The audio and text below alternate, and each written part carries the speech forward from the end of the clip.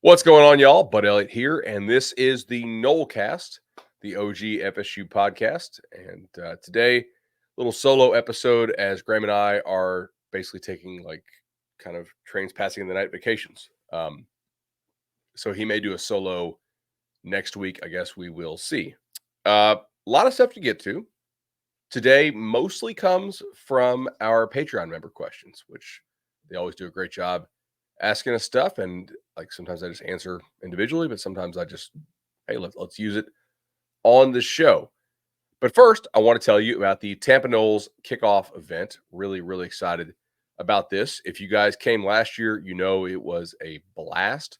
So August 10th, I will put the link in the show notes on both YouTube and on audio, so Apple, Spotify, etc. Really good time. Use promo code Nolecast to get a discount on the tickets of all types. Basically, Graham and I just kind of give I think, unique in-person rundown of what we think on the team. We take some questions, and then we go on the bar crawl. So it's an absolute blast. I'm planning on kind of making a weekend out of it. There's a good Rays game on Friday night. They play the Orioles, and I think maybe my wife will take the kids to the aquarium as well. So anyway, promo code Nolecast. Really appreciate Mike hooking us up yet again with this opportunity. We always like doing some of the booster speaking stuff. So I think it's a pretty cool event. So couple questions here to get to. I think today probably, I don't know, 40, 50 minutes, depending on how long we go on this. We will just have to see. Hey, Bud, Florida State's not in the blue chip ratio. Does that mean they can't win a national title? No, it does not mean that. Now, does statistically it mean they're very unlikely to be able to win the national title? Yeah, that part, that much is true. We have seen basically as far back as recruiting rankings can be measured, that if you are not a blue chip ratio team, you're basically not going to win it. But there have been teams who have come close, right? Deshaun Watson, the first time around with Clemson, when Nick Saban had to onside kick to beat them, they just narrowly missed the threshold. In fact, FSU is, I believe, slightly higher right now than that Clemson team was. We saw the Oregon team with Mariota. Now, they did ultimately get kind of thumped by Ohio State, but they came, somewhat close. Last year, Washington was not particularly close in the national title game, and the prior year, TCU obviously got dog walked. So, it does not mean that they cannot win it. It means they are quite unlikely to. I think that's not really a surprise to most listeners of this show or anybody who consumes any Florida State content out there. I don't think Vegas ratings or anybody else who covers this team thinks that this is a national title team. But we do think that it has a chance to be a very good team. I think this team, if it plays to its absolute ceiling, is a team that would have a shot to win a playoff game, assuming it, and that would be a second round game, because I think their best way to make the playoff is to win the ACC. Maybe that means you are the 3 seed and you would play the most likely the 6 seed out there, which would probably be like an Oregon or like Ole Miss, Alabama type thing. And you would be an underdog in that based on the current Vegas power ratings. I have no idea what those power ratings would be at the end of the season, but not a prohibitive underdog, right? I do think we'll talk about this more as the season goes on, but the importance of not being the 4 seed, I think, does mean something, because the 4 seed, they'll get the bye, but they're going to have to play a 5 seed that is probably like the SEC runner-up or the Big Ten runner-up. So let's just say one of the 4 of Ohio State, Oregon, Georgia, Texas. And those are, and I hate early consensus stuff, but those are probably the number, like the top 4 consensus teams in the sport right now. So if you're the 4 seed, that is, you're going to be an underdog at a neutral site to one of those teams who has earned the 5th seed. I think being the 3 seed does help quite a bit, because it means you're getting kind of the lesser of those runner-ups. I think that they could win one of those games if they play to their absolute ceiling. But I'm always honest on this show. I don't think that the weapons they have are particularly scary to like a true national title contender. But there are certainly some unknowns with this team. And I think that's why you have to allow for the use of the phrase, potential, like their absolute ceiling. What if Malik Benson, who was terrible last year, what if he becomes really good? Right? I guess that is theoretically possible. Is it insane to think that Hakeem Williams can take a big step? I don't think it's insane. Is it super likely? I don't know. I guess we will have to see, right? He's flashed when healthy, but he's also had some of his development hampered by really ill-timed injury so far on campus. So we'll have to see, how that will pan out. I did note that Mike Norvell had some extremely positive comments on AZ Thomas on a recent appearance on the Greg McElroy show. So I know a lot of you guys hate McElroy. I still do his show. Look, like the guy played at Alabama. I as you guys know, I think FSU should have been the team selected for the playoff because that an FSU selection would have been consistent with how they had always chosen the playoff field. You basically had to earn your way in. They had not traditionally done a whole lot of eye test stuff. The eye test obviously said, Alabama would have beaten FSU without Jordan Travis. But so I don't I don't hate McElroy. I certainly understand why a lot of you guys don't like him. But it's a job, right? Anyway, but Norvell was extremely complimentary on AZ Thomas the other day, and I thought that was pretty interesting because we've seen a lot of those flashes from him.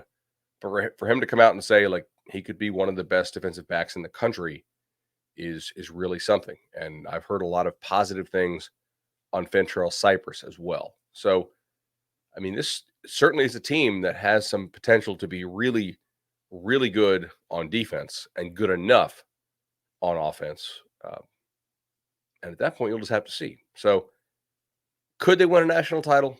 Sure. Is it likely? Absolutely not. They are really close, which brings me to the next point here. I want to talk about all these new commitments FSU got. I've seen an awful lot of them over the past couple of weeks, so I figure I would offer some thoughts on that. All right.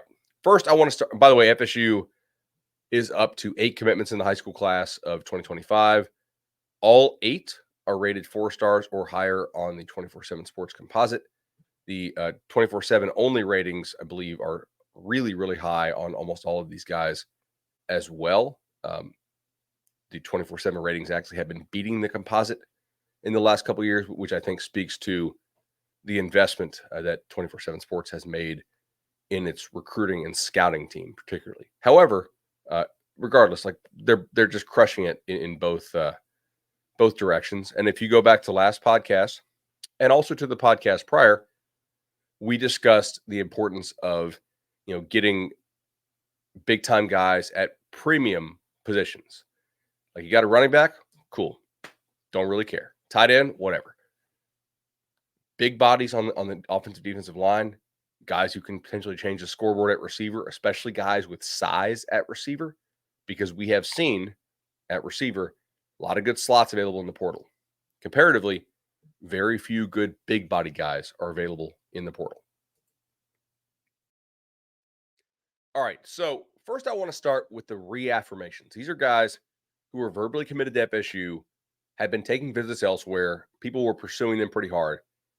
I'm not blind to the idea that some of these guys could easily still go elsewhere. First of all, it's 2024. Recruiting's pretty wild. Number two, we have seen FSU staff's track record of failing to close and failing to hold on to guys. Now, I know some guys in that building will take issue with that, and they have some fair counterpoints, but the history is the history. So these kids saying, hey, I'm shut it down, I'm 100% null, whatever, I take that with a grain of salt.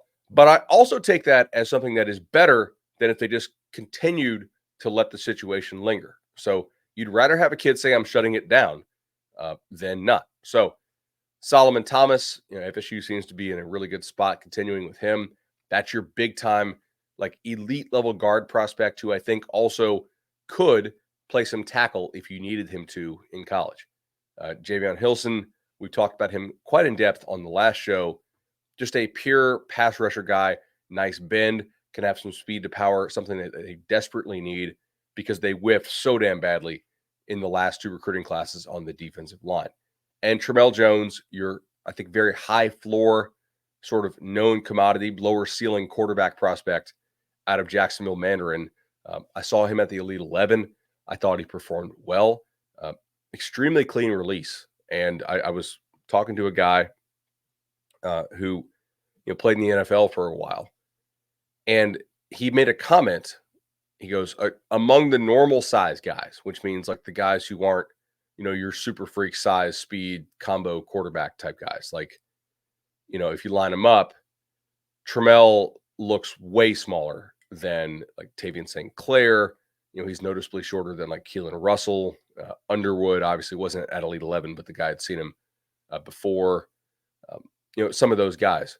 But he said, like, this is my favorite kid of the normal size guys, which I thought was a great way to put it, because I do think Tramel is a pretty high floor prospect because of his ability to deliver the ball accurately. And he actually, for his size, I think generates a lot of RPMs on the ball, and is a prospect who I think is a good guy to have in this class. Obviously, we say high floor, low ceiling because he is small and because he is not athletic. So, those are the concerns, right? But ultimately, a guy I think you want in the class because assuming he steps it up, he has the ability to help you, I think, possibly land some more players in the class because he is known as a guy who will distribute the ball quite well. So, yeah, really nice job getting those three guys to sort of reaffirm to the class. I didn't know that would happen when I released the show on the 19th.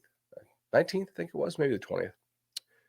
But I had a feeling that FSU's recruiting was going much better than people realized. And they are a staff that tries to sort of build momentum and get a lot of guys on campus at the same time to try to create that family feel, if you will. And I think they did that with some of those big visit weekends. Okay.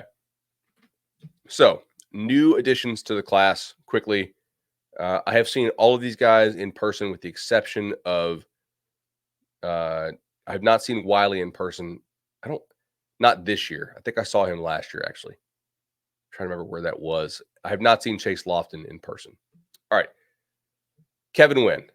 That's a guy you got to be pretty excited about, in my opinion, right? Like, we've talked about this. We said FSU has to be almost perfect when it comes to defensive line recruiting this year because they have just been, by like be a decent team in the ACC standards, they've been fine. By winning national title standards, they have been terrible at recruiting the defensive line over the last two cycles. And they will have to pay for that in 2025, but hopefully not 26, because I think the hope is that the guys you sign this year are able to progress quickly because there's not much competition that can really play, at an elite level in front of them. And they could get on the field and play for you, by 2026. So Kevin Wynn, nice prospect here. You got a guy that has good contact balance. I think he's able to shed decently. He's already 320 pounds, so that's like a big grown man size guy. I think he has some nice quickness to his game. Like that's a really good get for them, in my opinion. I think this is a guy who, again, should play early for you if you are good at the development piece. I've seen Myron Charles an awful lot. I think he is a guy that you had to go get because the in-state defensive line crop for the state of Florida this year is poor overall. So if you didn't get him, the drop off to the next best defensive tackle that you had a realistic shot to get is huge. So that was one.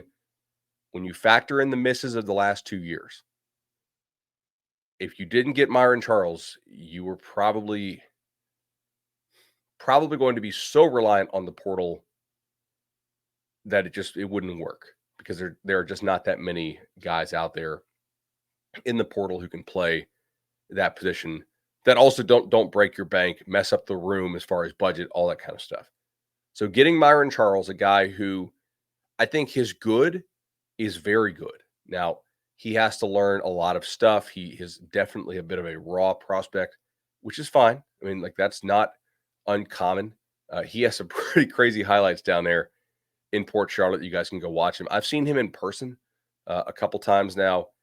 I will say, like, he wasn't great at Miami Under Armour. So I don't think he's a guy who necessarily is going to come in and dominate from the word go. But I do think the upside is there. And you guys know that I want to recruit high school with an eye towards upside because I don't want to take guys whose ceiling is something that I can easily go get in the portal. Because why am I wasting my time developing people who don't have a big time upside? What I want is guys who, if they hit, are much better than what I can usually find in the transfer portal. And additionally, I might get that guy at a good cost value, maybe for his sophomore season, if he arrives a year early and is better than people realize a year early. Whereas if I had to go grab him out of the portal as a junior, it would cost me close to $1 million to go get a truly elite defensive tackle out of the portal. All right. So yes, FSU has not done a good job recruiting D tackle the last 2 years, in my opinion, both in terms of quality of prospect and certainly in number. But this year, I do like that they landed Kevin Wynn and Myron Charles. That's what you need to do for sure. Miami crushed it last year. This year, you are answering the bell in that regard. Now, CJ Wiley, what did I just say? A lot of slots available in the portal. Don't really care about them in high school that much. How many good big bodied receivers are available in the portal? All right. So TCU got McAllister from Boise. He followed the Boise coach, who's now the TCU's defense coordinator. And Georgia went and took the big guy from Miami. Other than that, like where are your true large X's in the portal? Not many. Last year, there was Keon Coleman. And who? Again, not many. I guess A.D. Mitchell, potentially, but there were all kinds of questions there when he left Georgia. And it worked out at Texas really well. CJ Wiley is the type of player where if he reaches his ultimate ceiling, if you're able to develop him, he is a guy, the skill set and the body type of which is rarely available in the portal. Clearly, FSU is going to still remain a team that likes to use the portal, but I do like this approach from them in terms of trying to find skill sets that if they hit and ceilings that are not generally available in the portal. And I got a follow up to this after last episode. And they said, hey, Bud, like Trammell doesn't really fit that. And I said, that's very true. I don't know what to tell you there. All right. Maybe you need to treat quarterback somewhat different in that regard. I think quarterback is a room where it's really, really, really important to stack a bunch of guys who you have a feeling can play. So I'll go with that. The theory is not always going to hold up. Chase Lofton, kid that FSU beat out Nebraska for. He's a high 3-star on 24/7 Sports. He's a 4-star on the 24/7 Sports composite, which is the industry consensus ratings. Another tight end for FSU here, 6'6", 215 pounds. Athleticism on tape looks good. I haven't seen anything verified on him in terms of speed. I'm going to be honest. Rating tight ends is, I'm not saying it's pointless, but if you want to find a position where you're like, hey, these schools don't know what the hell they're doing. These rating services don't know what the hell they're doing. Like both, it's tight end. And I think the main issue is because like tight ends don't really physically, like the good ones don't really physically mature for the most part until they're like 23, 24 years old. And they also have like the oldest age outside of quarterback in the NFL where they're still good and still viable. And I think it's because it's such a it's a really hard position to play. So just keep stacking bodies. Like maybe one of these guys you brought in can play, maybe they can't. Like I hate to be that nihilistic about it, but I think you can kind of look and say, okay, that guy definitely cannot play, and don't take that type of player. And everybody else falls into the, hey, he has a chance to be good category. I yeah, tight end is a really hard position to scout, and I think a lot of schools are, I don't want to say guessing, but educated guessing. And I think if you gave them the truth serum, they would agree with you. And if they wouldn't agree with you, I would just pull out the data and say, really? Look at all these kids you signed. Like how many hit, right?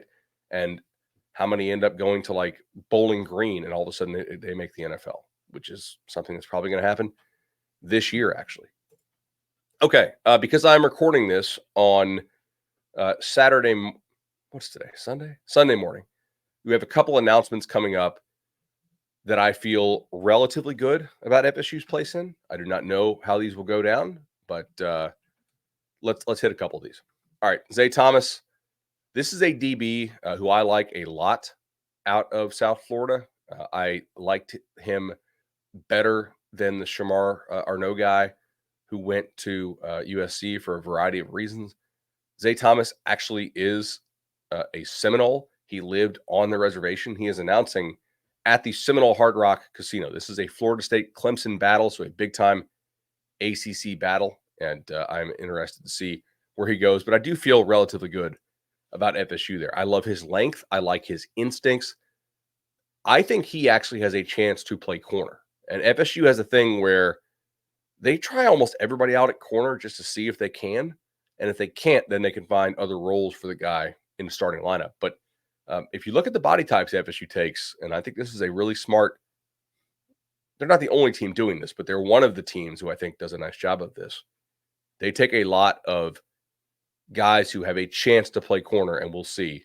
They don't recruit a whole lot of dudes who are just pure safeties. So what position would he play? I think he would start out at corner. I actually saw him play corner, in my opinion, pretty effectively at the OT7 finals there in Tampa when it was like 100 degrees, and I had the hoodie pulled up over my hat like the Unabomber. So, all right. Rainey Sale, linebacker out of the state of Washington. FSU's done a really nice job here. He has a good relationship with Randy Shannon, among other dudes in that building. I like him. Definitely a dude who can thump and run. Ditto Wallace, the brother of Trevin Wallace out of Georgia, who went to Kentucky and is like a super freak athlete. Little brother is very athletic as well, can really run, can hit, can change direction. I think if you land these two at the linebacker room to go along with Pritchett, you have to feel extremely good. And FSU has a decent job here of expanding the linebacker board, so I would give them a lot of kudos for doing that. Something I think that they should do more at the defensive end board. Finally, I got to see quarterback Brady Smigel out of California at the Future 50 event. First of all, extremely mature kid. Now he is definitely older. I think he's, I don't know when I think he would be like well into his 19, like age 19 year as a freshman. So I would expect him to be mature, but indeed he was in the interview. You can actually watch the whole thing on Knowles 24/7 with Zach Blosteen. I think he does a great job, obviously covering FSU recruiting for our flagship Knowles site. And he said some interesting things. First of all, he said he was dealing with like a bad ankle fracture or like a bad high ankle sprain to where he really couldn't practice at all for most of the season. And then he would just get taped up, toe to knee, as he put it, and play in the game. But if you watch his highlights, in many times he does not take a full drop back. He just kind of takes like one step. And he said that was because he had busted up his ankle. But now he's healthy. He said he lost some of the bad weight. This guy's definitely a pocket passer for sure. Like I watched him move around at Future 50. There's not much athleticism there, but there is a lot of size, right? I mean, he's 6'5", And I will tolerate less athleticism from a quarterback if he's 6'5", because he may not have to slide to find throwing lanes. He might just be able to see over the offensive line and have a release point that allows him to throw over that line. I thought the arm strength was okay, pretty good. Accuracy was solid. It was not super easy to evaluate some of the stuff at Feature 50 because a lot of the set was actually these guys playing like 5-on-5 flag, which is pretty odd. I had never really seen that before, so I shot a lot of video of that. But he certainly was not the worst kid there at the quarterback position. And everybody who's at Future 50 is pretty damn good. All right, so another question here. Let's take the legendary team read right now. Chad absolutely crushes it for us. 844 FSU loan. 844 FSU loan is the number to call. I've been seeing a lot of houses come on the market recently. They're starting to pop up more. If one of those is for you, you know the number to dial. 844 FSU loan. It's 844 FSU loan. Chad crushes it. We've done 2 mortgages through those guys. Graham's worked with them as well. Legendary team. 844 FSU loan. All right. What do you think about the Florida game being de-emphasized? Is FSU-UF unique in that it is the biggest non-con rivalry? So I don't think it's been de-emphasized really at all. Could it be? And is there a way to save that? I think what the question is getting at here is, like, if you know, let's say FSU is, I don't know, like, let's say FSU is 9-2 heading into that game. Okay. Actually, is that a good example? No, let's say the FSU is 9-3, just hypothetically, heading into the UF game this year. And they've got some guys who are banged up, but they've already secured their shot at the ACC title. So they're going to go to Charlotte the next week. A 3-loss ACC team has 0 chance to make the college football playoff. If you model it out, like I think you will agree. And if you don't agree after modeling it out, I would actually like to see your data, because I'd be pretty curious about that. In that very limited case, would you consider like sitting certain guys because your only path to the playoff is by winning the ACC championship game and you want to be a conference champion if those guys were previously banged up? Now, I think maybe you would, right? The counter argument is obviously if you've already lost 3 games with this schedule, you don't have a shot at making any kind of noise in the playoff anyway. And you better just beat your rival for all the reasons. Like, it's a rivalry. It's what college ball is about. It'll help with recruiting, all that kind of stuff. So, yes, I think in very limited circumstances, it could be de-emphasized. Now, Steve Spurrier argued for this a long time ago. He wanted the game to be moved to the early part of the season because he knew he had the SEC championship game on deck. This is long before the ACC ever had a conference title game. The SEC was like 12 years ahead of the ACC on that. Surprise, surprise. But he didn't get what he wanted. I do think this is the biggest non-conference rivalry out there. I mean, think about it. Like, I mean, you could say Utah BYU doesn't have like the national significance, and now they're in the same conference. Clemson, South Carolina is very one-sided. Georgia Tech, Georgia, again, extremely one-sided. Miami, Notre Dame's not played annually. I think this is actually, unless I'm missing something here, the biggest non-conference rivalry with a bullet. So, yeah, I do think that there's something to that for sure. And it's probably the one that doesn't want to be de-emphasized at all. Given all of what I just said, I don't want it moved because I think there's really something to, like, we know Thanksgiving break, you go home, you eat, you turn back around, you go to the Florida State game. But I would understand folks who say we should move this game to preserve the importance of the ball game. I get it. All right. What do you think about the offensive rating in EA Sports College Football? What's up with that? Also, can the tight ends block? All right. So, Florida State was rated an 83 in offensive rating. in EA Sports College Football, and that is 22nd best in the country. Um, I don't have a problem with that at all. What like last year without Jordan Travis, I had FSU's offense 7th.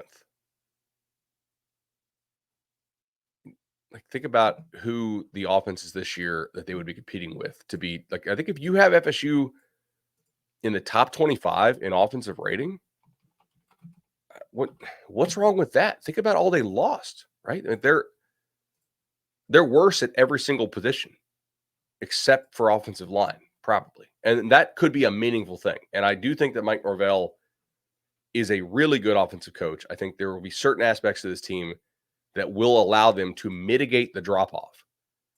But I think if you think this offense is going to be better than last year's or the same level, I think you're nuts, personally. Um, so, all right. Now, I think you can also look and say, wait a second.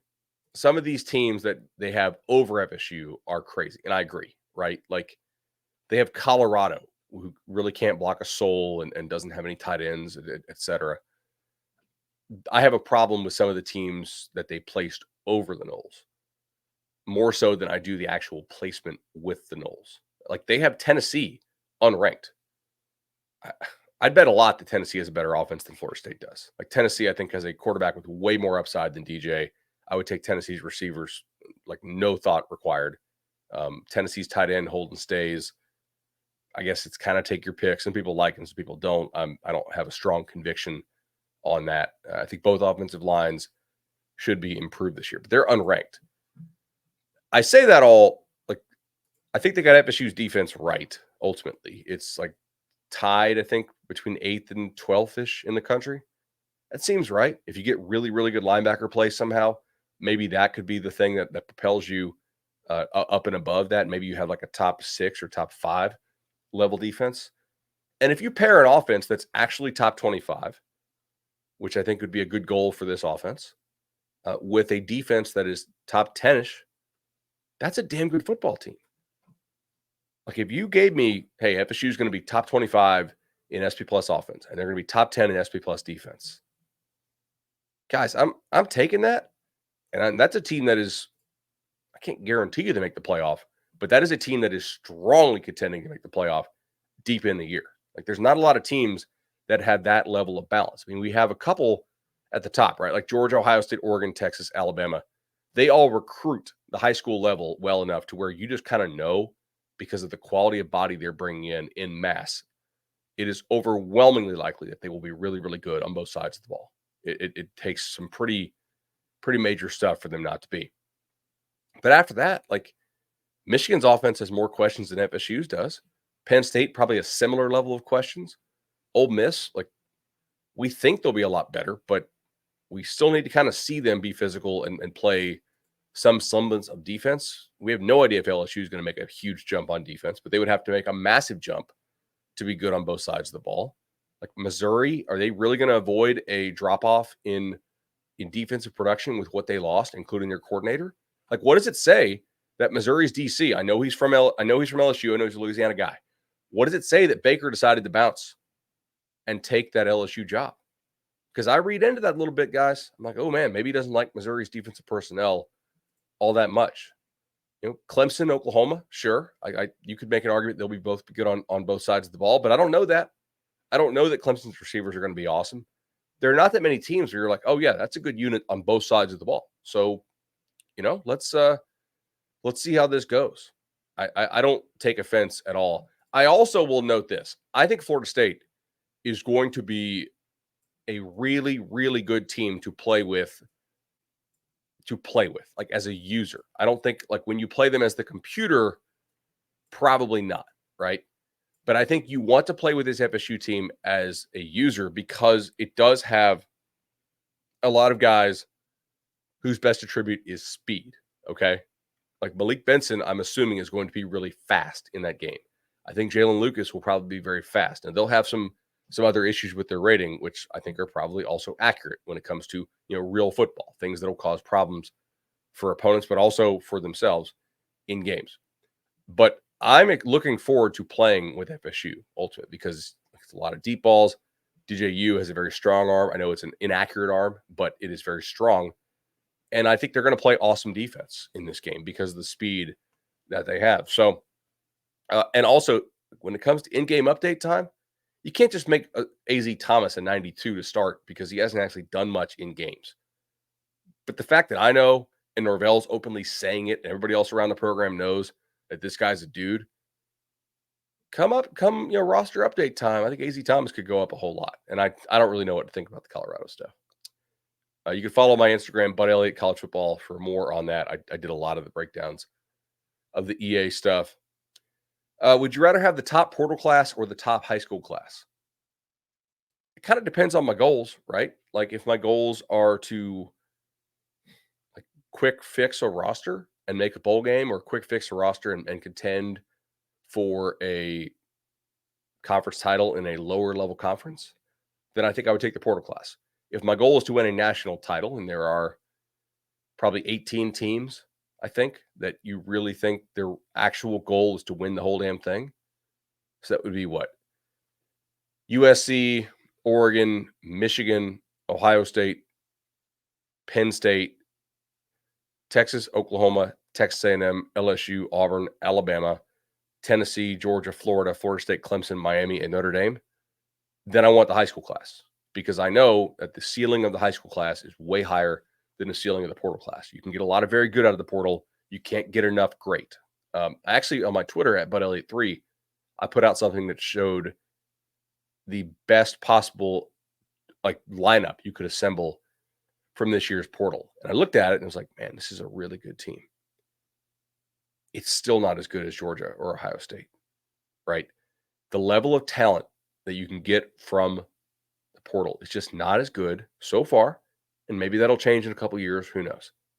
It's just not as good as what you can get from the high school ranks. So if you're a Noles fan, it's okay to be like, yeah, we're kind of lying to ourselves a little bit, in past years. Like getting these high school kids now who are really good players is important. Yes, it is. If you want to win a national title, if you want to just keep winning 10 games a year, then, portal your butts off. And I think you can find the right mix. And I think in many cases, FSU is pretty damn good at doing that. We know that they have crushed the portal like nobody else.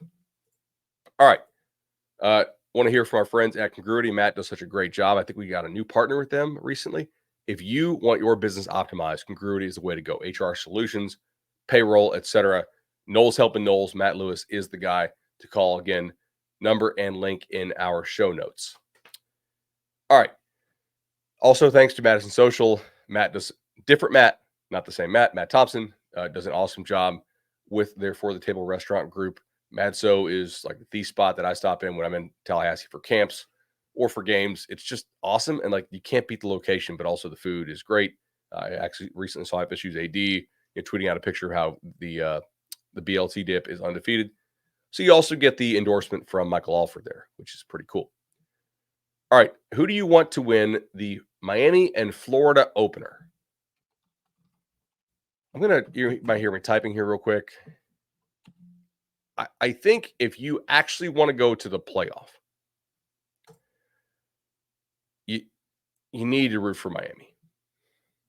I think. Let me take a look here. All right. And the reason I say this is because I don't think that the ACC has a single game in which it is favored over a Power 4 team, like another conference's Power 4 team that is expected to make a bowl. Like I've been running through this, and I'm pretty sure they are underdogs in all of them. So let's take a look. All right, Boston College, at Missouri, they're dogs. Michigan State's not expected to make a bowl. Next, Cal at Auburn, definitely dogs. Nobody else on the schedule there. All right, Clemson, no. South Carolina's not expected to make a bowl, and they're 14-point dogs to Georgia. Duke, also no. Stanford, no. All right, Syracuse, no. That's not good. Virginia, also no. Okay. Although maybe Maryland, like they could beat Maryland at home, but they're not favored as of this moment. FSU, no, because they're currently underdogs at Notre Dame, and Florida is not favored to make a bowl.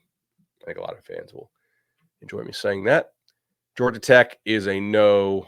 Louisville, also no. They're dogs at Notre Dame, and they're dogs at Kentucky slightly. My point here at Miami is a no.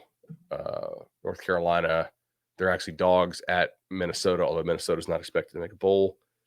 NC State is a dog versus Tennessee, and they don't play any other Power Fives or Power Fours. I got to use the same Power Fours.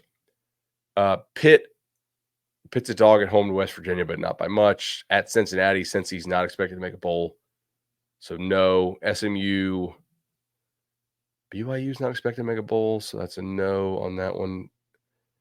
Actually, we might have one. SMU is probably favored hosting TCU this year. So TCU probably should make a bowl, and SMU is favored there. We got two. The Hokies. They host Rutgers. Rutgers has a crazy easy schedule, so they probably should make a bowl this year. You see my point? Look, whoever wins the ACC is in, and they get a bye. And that's great. But if you want to get two ACC teams in, you're not going to have very many impressive, trophies on the wall, so to speak, to point to and say, hey, this conference is better than some other conferences, assuming Vegas is right, because you're an underdog in a lot of these games, and a significant underdog in some cases. If you look at that schedule, right? Let's take a look at this season opening schedule. So we get, well, damn it. Isn't Clemson week 1?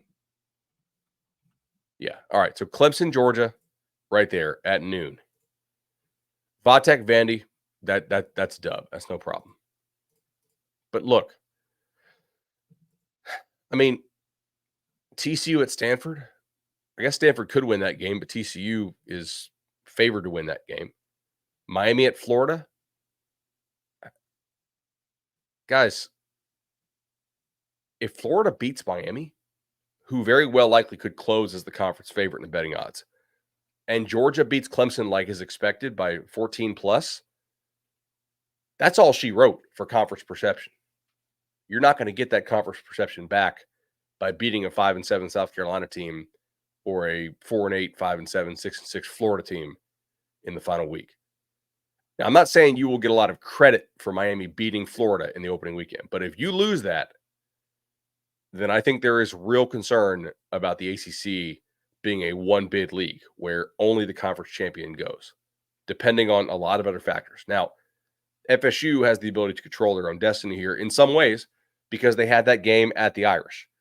So if you go 12-1 and lose the conference championship game, or go 11-2, you're entering the conference championship game and you lose it to another good team, and you have beaten Notre Dame perhaps, then maybe the ACC gets 2 in. I think the ACC is probably likely to get 2 in, but you cannot have these slip-ups early in the season to these bad teams, right? Like Florida's a 4.5 win total team. Miami had better take care of business there. And I know why Florida is because of the whole schedule thing. It's incredibly tough. I'm running out of time here. People want me to touch on the NCAA stuff and how it kind of correlates to the debate. Basically, Republicans winning the election in November is really beneficial to what the schools are lobbying for, which is getting the antitrust agreement and keeping players from becoming employees. So we will watch to see how all that plays out. Appreciate everybody listening. This has been a fun 45-minute show, and I will check y'all again pretty soon. We'll have to see how some more of this recruiting stuff plays out. But I'm pleased that the headline I went with about 10 days ago with FSU's recruiting is better than you think didn't blow up in my face. So we'll see you guys next time. Take care.